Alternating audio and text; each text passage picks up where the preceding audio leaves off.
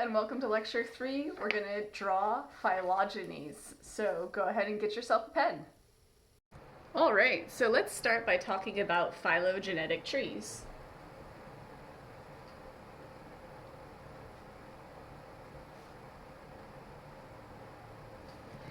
When I say tree, I mean a visual representation of how things are related, and that's where the phylogenetics comes in. So this is going to be a tree that shows us the evolutionary history of different organisms. The tree part's really a drawing.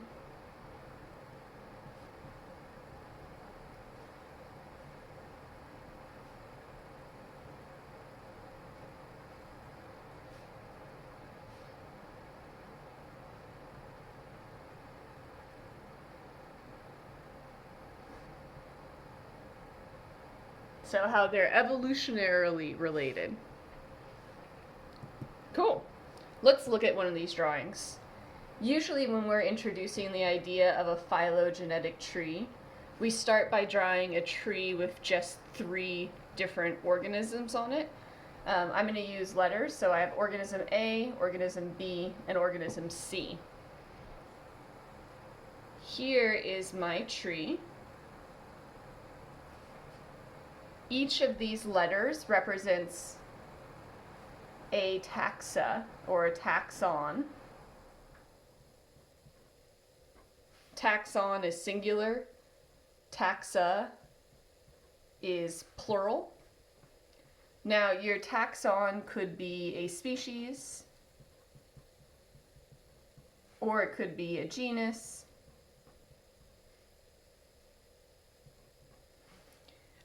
The plural for genus, by the way, is genera. I'm going to say genera throughout the term. That's more than one genus. And the plural for species is singular. So species is singular and plural the same. It doesn't change. And it always has the S. We never say species. It's always got the S on the end. So here I have 3 different taxa, because I'm saying 3 of them. And we often refer to this as a 3 taxon statement because I'm telling you how these 3 taxa are related. This little bit coming down is the branch. Can't have a tree without branches. And then where the branch connects is called the node. So the node is where the branches pop out on your tree.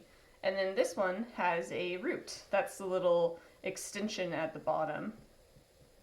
Not all trees have roots. If I had an unrooted tree, it would look like this. So, no root. The root is missing. This one has a root. You also can draw these trees like tridents. So I like drawing them diagonally, but you could draw them this way too. So that's totally cool. And then if you wanted to make this a rooted tree, you would just go bloop and add that little projection on the end would be your root. So either way you want to draw, it's totally fine. You'll even see some that get super fancy and try and like make these little meandering paths together. And that's cool too, but, you know, I prefer the straight lines when organizing it because that just gets confusing in my head. So let's look at these trees. I'm going to draw it again. We've got our branches, our nodes, our roots. We know where the taxons are. When we look at a tree, we're actually assuming a couple things. So I'm going to draw a diagonal tree. We're making an assumption here that down at the base, this is older. And then as you go up, you're getting newer or more recent in time. So if I was looking, maybe this would be like 100 million years ago, and this would be 50 million years ago, and this would be 25 million years ago, and this would be now. So as we're looking at our tree, we're assuming that down here, the lower you are, the older you are in evolutionary time. I also can have a tree where not all of my members are alive. Like maybe we're talking about different types of reptiles and the dinosaurs are extinct. So if my tree had a little projection like this, A, and then B, C, and D. So now I've got 4 taxa on this tree. The fact that this one doesn't go up and meet the rest tells me that this one is extinct. It did not make it to now. This is current time. These are still living. We call these still living ones extant.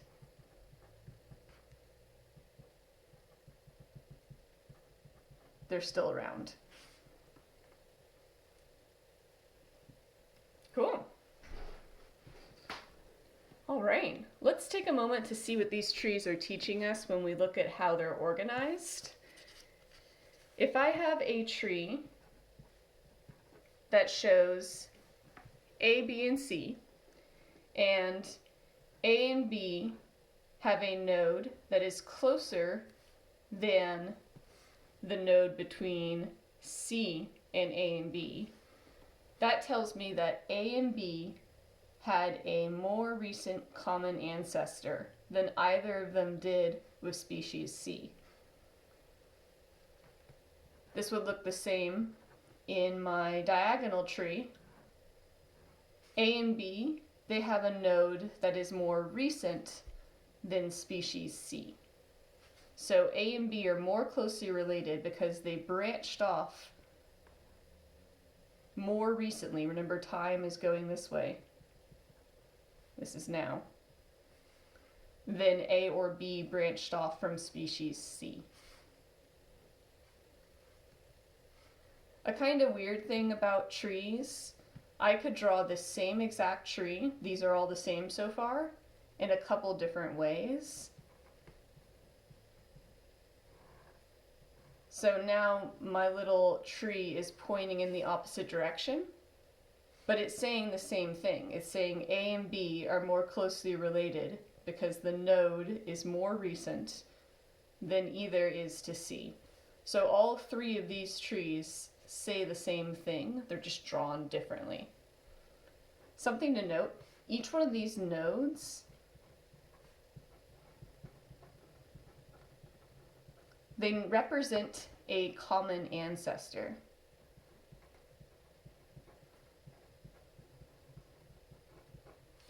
So here, the common ancestor is more recent than the common ancestor with species C. All right, let's make it a little bit more complicated. If I have a 3 taxon statement,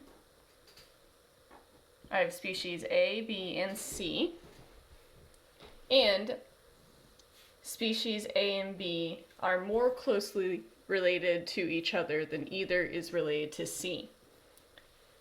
That means that species A and B can be referred to as sister taxa because they are more closely related, and species C, since it's all on its own, can be referred to as the outgroup. So sister taxa are closely related, and species C is less closely related, so it is the outgroup. Something else really cool about taxonomic trees is we can see where traits originate.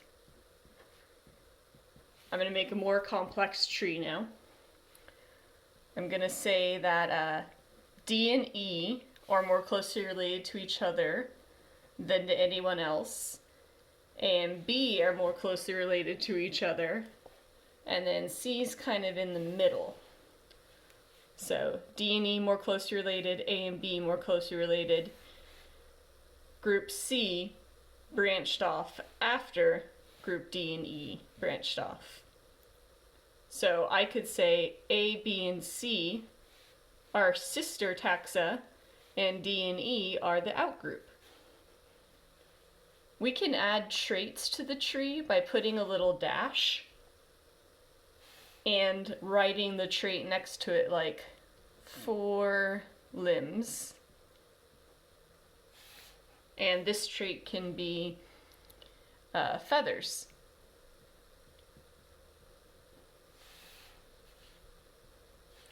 And then I'll add another trait here that is, fur. Now what's cool about these traits is you trace them upward. Remember, this is older, this is newer. So from the moment that the trait is added to the tree, all of the descendants will have this trait. So everyone from here up this way, and up this way, is gonna have 4 limbs. This trait here happened after the branching event. So only from here up are you gonna find feathers. That means that species D and E have feathers and 4 limbs, but species A, B, and C do not have feathers, even though they do have 4 limbs. Species C is the only one with fur. If your trait is lower, it's older.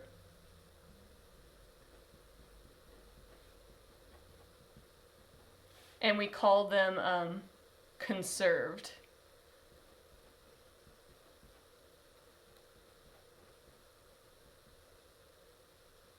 A conserved trait.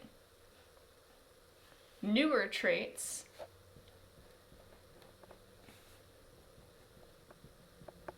we call derived.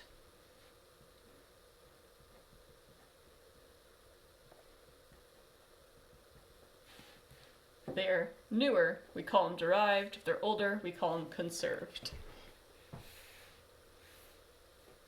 All right, let's do a little bit of practice.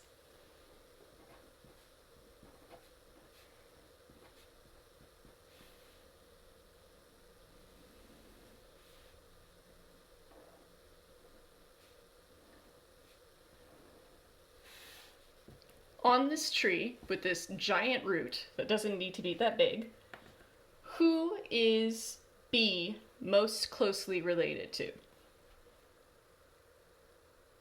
And if you said C, you are correct. On this tree, is A more closely related to C, or is A more closely related to E? And the answer would be C, because the most common recent ancestor is right here. You'd have to go further down the tree, back in evolutionary time, to find the ancestor between A and E.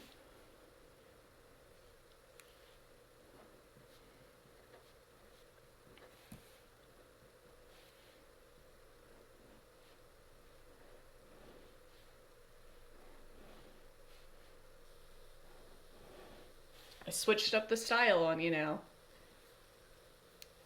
Who is A most closely related to?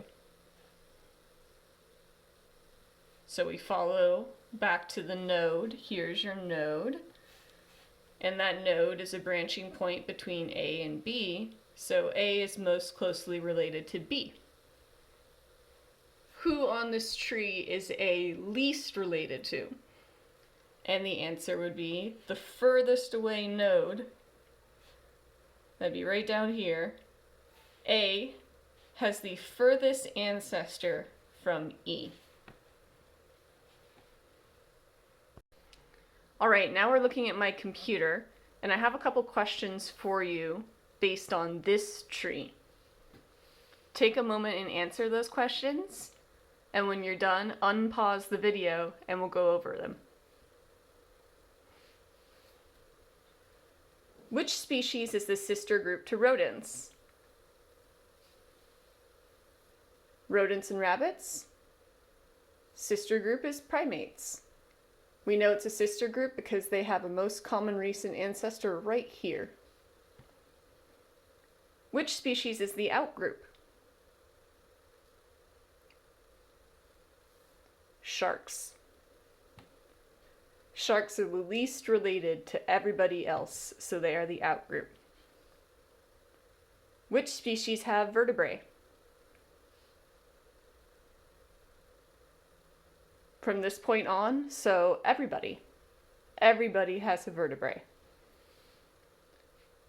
I could have asked which species have hair, and then you'd look for hair, and it would be from here on, so only primates and rabbits and rodents have hair. All right, here's another practice question. According to the molecular evidence shown in the cladogram, which statement is the most true? Go ahead and pause it, and then we'll go over the answer.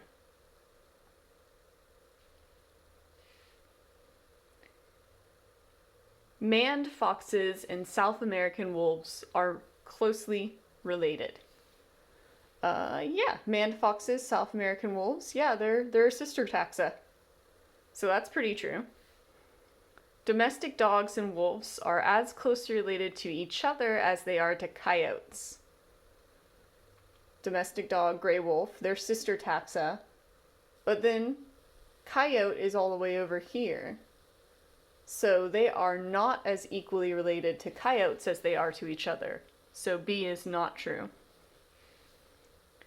Out of the canids, which is this type of animal, tested, a gray wolf is the most likely ancestor to the domestic dog.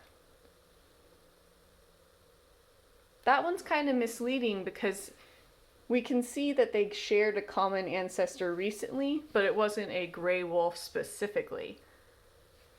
So the gray wolf is not the ancestor, but it came from the ancestor just like a domestic dog did.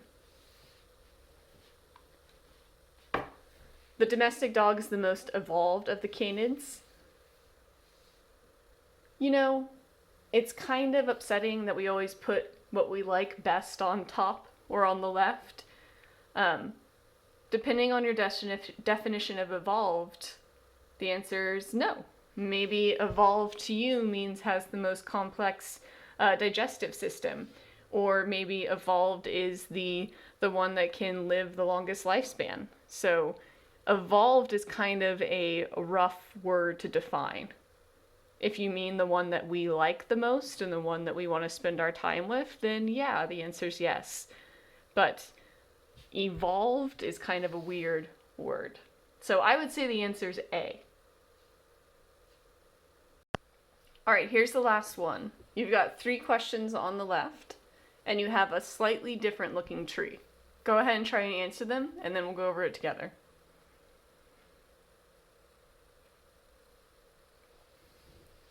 Which species is sister group to the birds? Come down, find the most recent common ancestor, and the answer is crocodiles. Which species is the least related to the other? Go to the base, find the first node. Sharks. Which species have mammary glands?